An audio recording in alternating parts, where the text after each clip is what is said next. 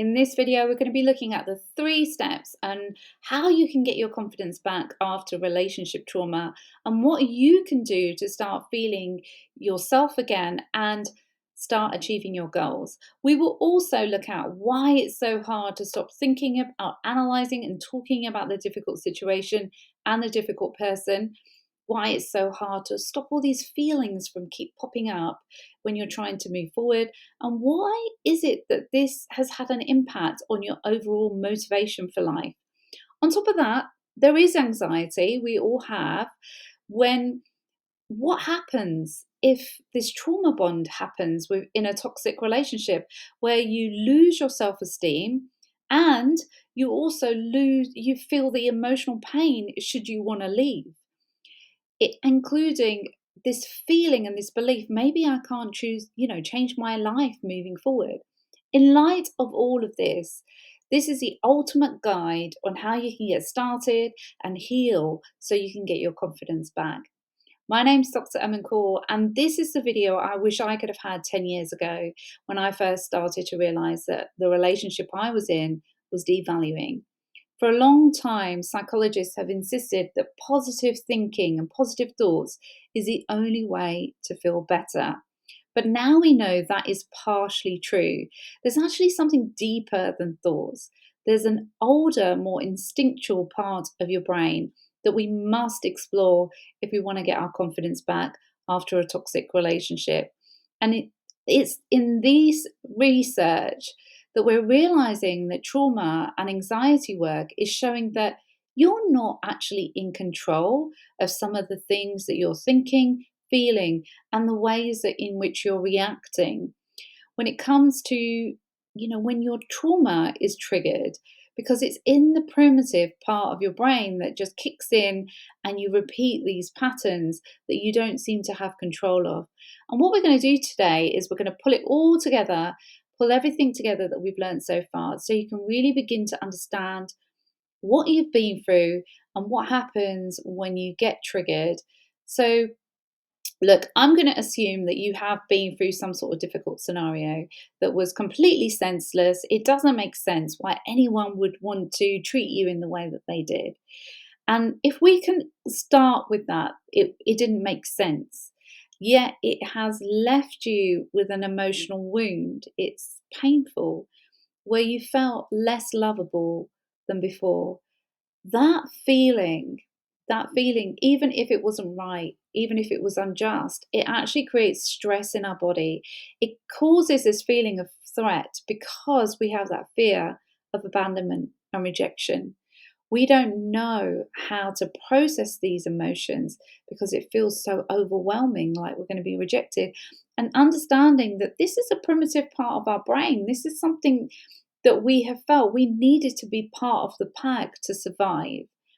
So, if you have grown up in a way where you were told you have to just ignore your feelings, or being in this relationship, you've just suppressed them and pretended they're not there so you can, be okay and show everyone that you're okay and just carry on, then that means these experiences are kind of locked into your body, waiting for a time where you can process them. And if we can't process the emotion, we don't feel like we can feel emotions in the same way as we used to. And we might feel more anxiety than we used to.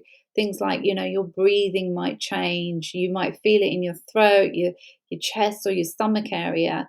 When you feel stressed, you might sweat more than normal, and you don't understand what's really going on. You don't feel as in control as you used to. We need to understand that the brain, when there's these stressful scenarios, the brain registers it. Everything goes into this amazing super brain of yours. And what doesn't feel good to you, and what you don't know how to process, it's going, okay, we'll store that in the amygdala. This is a certain part of the brain. And we will try and sort through that at some point. But your brain is repeating that over and over again in your head because you're trying to think about what happened and why it would happen and make sense of the emotional pain, because that's probably what you're most used to. You're probably really good at analyzing things. You're probably a good thinker, analyzer. You like thinking intellectually, but you're not able to process the emotions. So you're heavily reliant on your emotional thinking. But that is really avoiding the feeling. Thinking about a feeling is still thinking, and trying to explain how you feel is still thinking, but not but you need to learn how to soothe yourself again, much like a baby would know how to soothe themselves. But the issues have come because you weren't allowed to maybe soothe, or wasn't nobody was there to help you soothe, and you were blamed for having emotions or having emotional needs. And we're not here to blame your caregiver. They were only able to give you whatever they were able to give you based on what they themselves knew and understood. But if you have been in a toxic or difficult relationship, there's been a time in your life where you weren't heard, you weren't understood, and your emotional needs weren't met. And a lot of the time, maybe you made excuses like, it doesn't matter, I'm stronger than this, I can handle it, it's weak to have emotions. All of this means that you're just storing more and more in that cupboard of trauma, if you like, or the suitcase of trauma. And then what happens is you start thinking more of why this has happened, and you'll eventually come to this idea or belief or meaning, maybe I'm not worthy of this, you know. And that is almost a protection mechanism or belief system to avoid that feeling, because you can't make any other sense of it. And that's really deep in the subconscious, and it kind of drives everything without you knowing. And you might know that you're consciously, you might know that, oh, I am worthy of love. I've got so much to offer. So many people love me and all the rest of it. But if you've been in a toxic relationship because of that devaluation phase, you will actually have some sort of belief that you're not worthy of love. And some of it might have come from childhood, where you weren't given the love that you needed, and maybe you've made an assumption as a small child that you weren't worthy of love. And as time has gone on, you've just built up all these emotions that you don't know how to process. And what happens is, the more emotions that are sort of built up, they become like barriers for you not being able to take on board any new opportunities. It's like fear. Am I worthy of this success? Am I worthy of this? It's like this added fear. Am I? Because you're building up more and more barriers over time. So over time, what happens is you basically stop excelling in life the way you used to. You stop living in the way you used to. Now, so what are the 3 steps in getting your confidence back? Because that's what we want to really look at. Number 1 is you have to follow your life force, for it is love. Yeah, it is what you love, is that feeling of love. Toxic relationships, and any difficult relationship or any type of trauma, relationship trauma, be it that you've experienced someone that's cheated on you. There's more research coming out that actually that creates PTSD. So I think they've got a new frame for it, PISD. Yeah. It's a thing. It's something that causes trauma. And what the problem is that there's so much devaluation in that relationship. It's like I'm not good enough, that devaluation of feeling not loved and devalued is huge. It causes so much pain. It's really no wonder that you would start to feel less confident when you really look at things. It's really about being honest and open and not so harsh with ourselves. It's understandable that there would be less confidence. There will be less feeling of bringing value into the world because someone has constantly devalued us. And sometimes it can get so bad where we feel like, well, what's the point of me even living? I don't bring anything to the table. There's no point in me even being here. And we can start to believe that we don't really add any value. My life isn't that valuable. All I live for is my children, or I haven't really got anything to offer. But each of us are so important, honestly. Imagine your life on earth as like this huge jigsaw puzzle, and every single piece is so important. You are a piece of the jigsaw puzzle, and without you, it would be incomplete. And that's what we have to really grasp, is that you are worthy and your shape is so unique. It is only you that can fit that space. And when you know how important you are. I mean, just imagine if there was one piece missing from that jigsaw puzzle. It makes a huge difference to the overall. You make a huge difference. You are here to contribute to the overall, whether you know it or not, and you have something so unique that only you can do. And what happens in a difficult or toxic relationship is that we stop believing in our own uniqueness. We stop believing in our own self, and we start comparing ourselves to others, and devaluing ourselves in our own mind.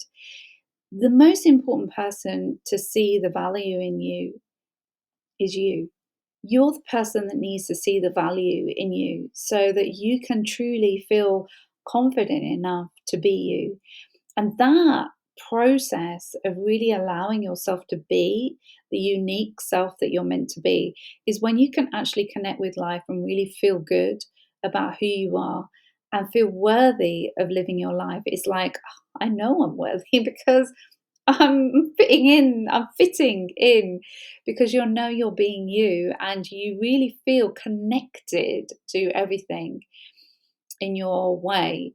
So when we're not allowing ourselves to be ourselves, so for instance, in a toxic relationship or a difficult relationship where we're being criticized or devalued in any way, or where we're losing our confidence, it's basically where we're trying to squash ourselves, and change our shape.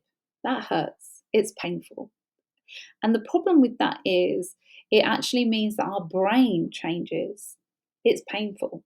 It pumps out, our brain starts pumping out cortisol, adrenaline, because of the pain it causes, the emotional pain, the pain to your nervous system, the thoughts that you're having, all of this, and the disconnection, the pain of being disconnected, the pain of not being loved. You start to feel weak. It's stressful. And your brain will start going over again and again and again, certain things to try and make sense of it all. And it's like it's going through a certain path every day.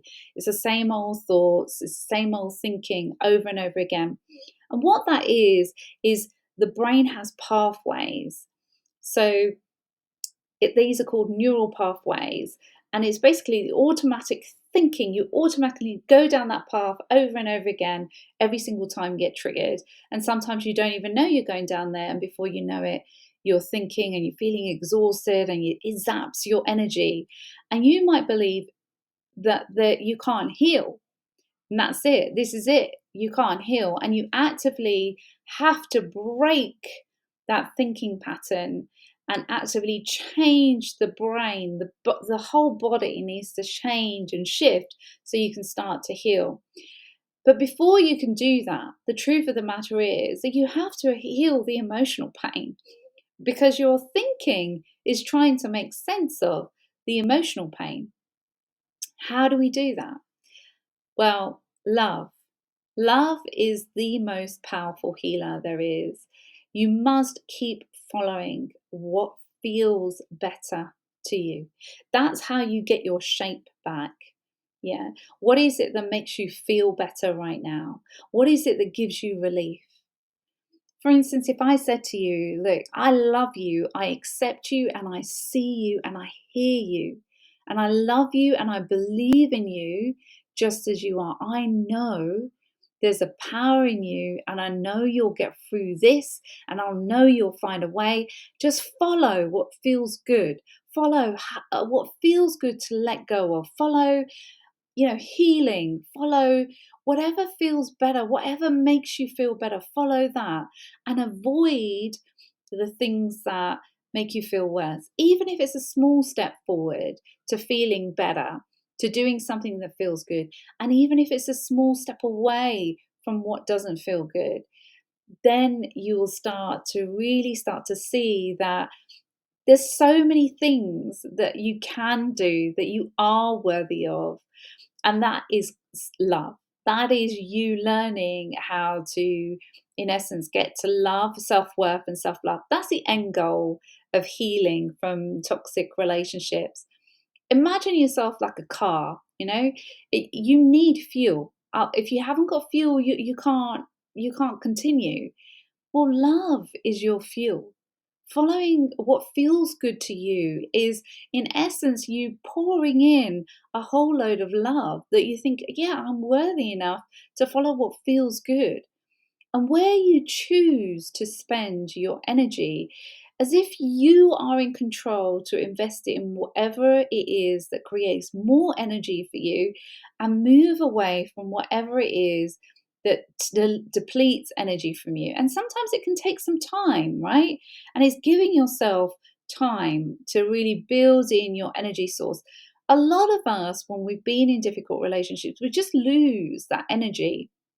And we just lose that will to live.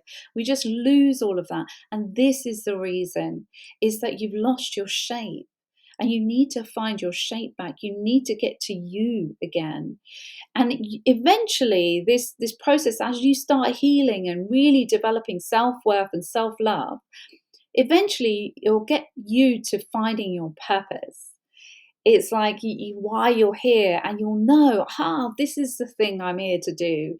This is what, and it's not just one thing. There's so many different sides to that piece of the puzzle. So there's so many different things that you're here to contribute towards. You might be a mother, you might be a father, you might be a sister. There's so many different things you're here, and the way that you contribute, and it makes you feel good. It fills up your cup. And then, because it feels so good to be you, the pain of the relationship will you'll no longer want that pain to be squashed, because you'll really believe in the piece of the puzzle that you are. Okay, so that's step number one: self-love and self-worth, and finding your purpose, what it is that you're here to do, so that we can undo some of that devaluation. Step number two: we have to release the trauma. Your trauma is not you. Please don't start identifying with it.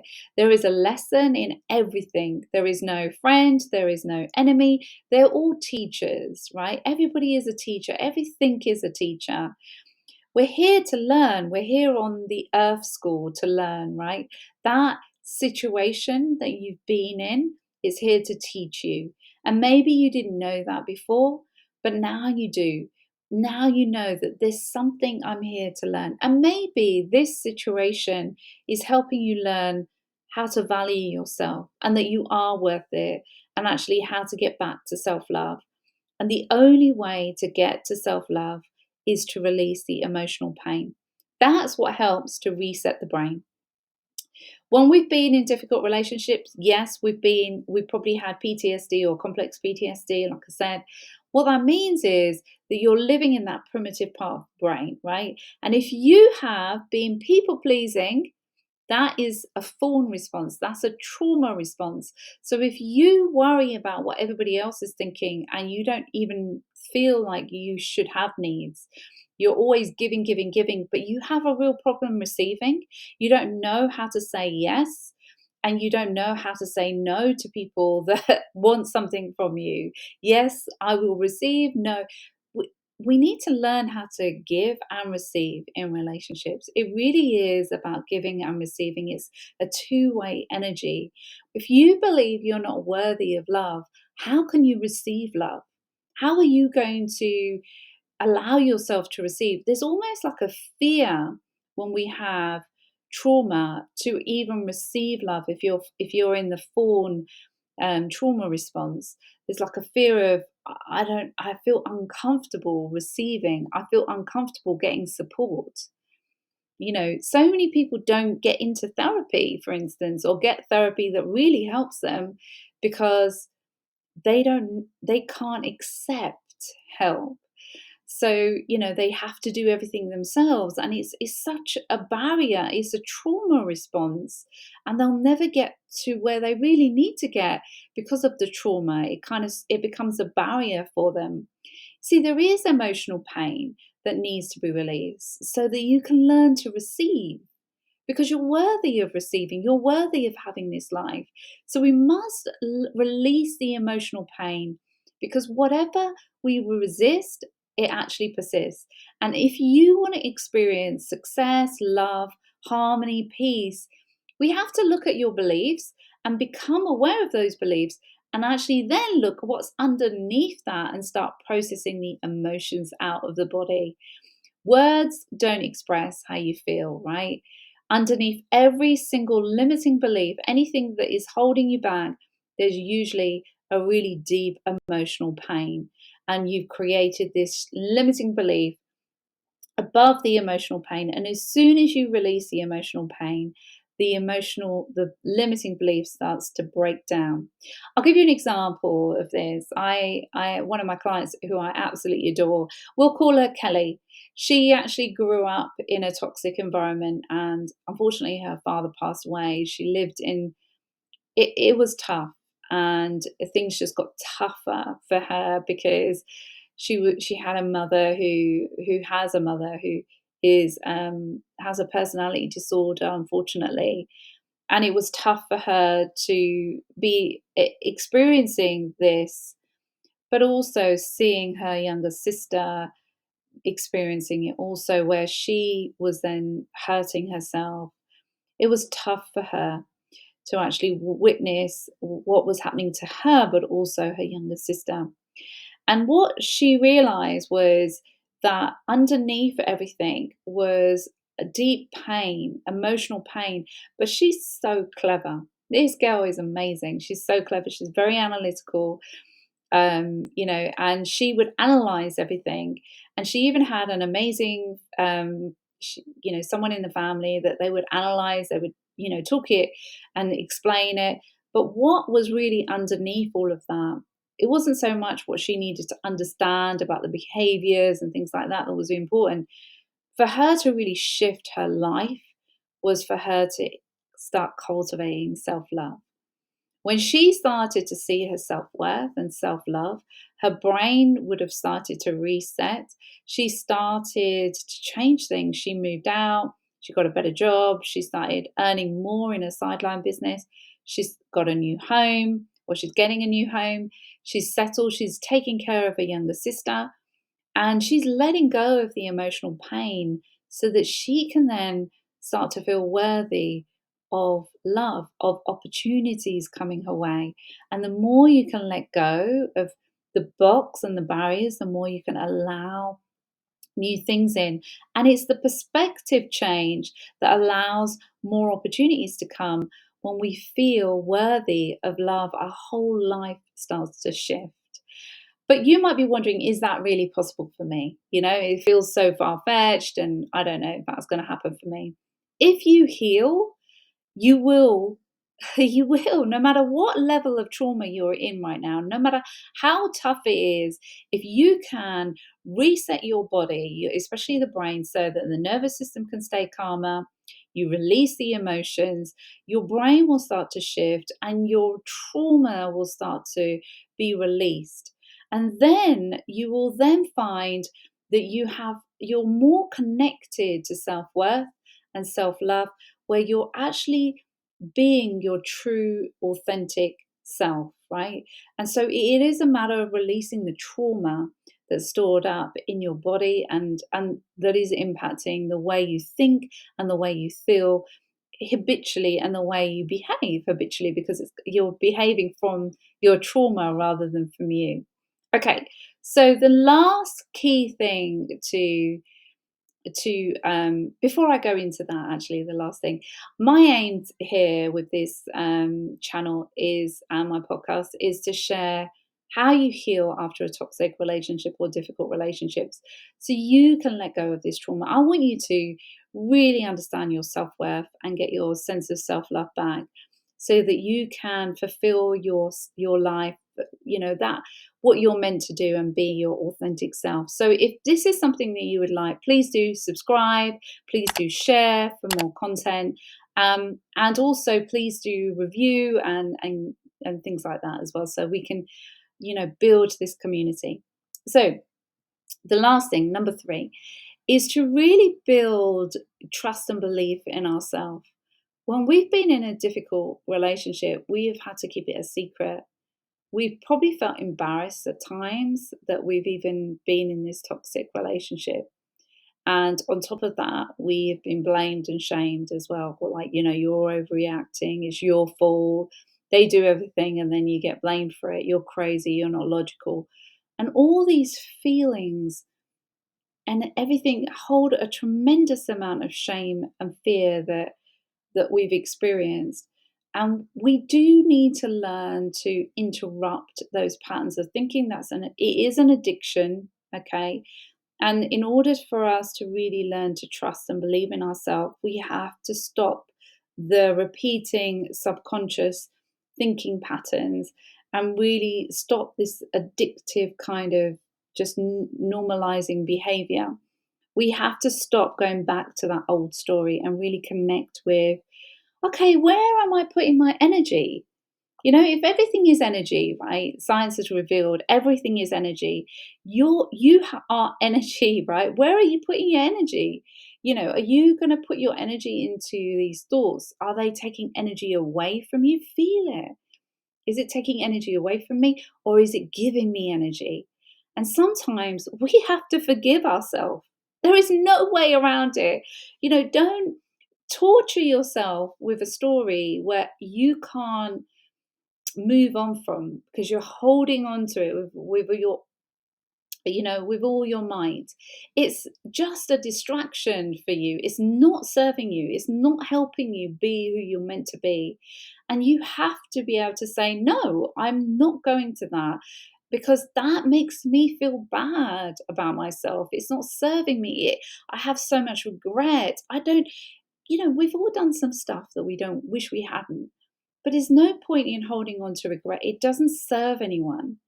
And you know, if this is something you really want to go deep into, if you really want to go deep and heal this once and for all, I do have a Heal to Thrive program. It's 4 months and it's intensive. If you are interested in investing in that, please do look in the resources section and apply for the free one-to-one session, and you either with myself or someone in my team.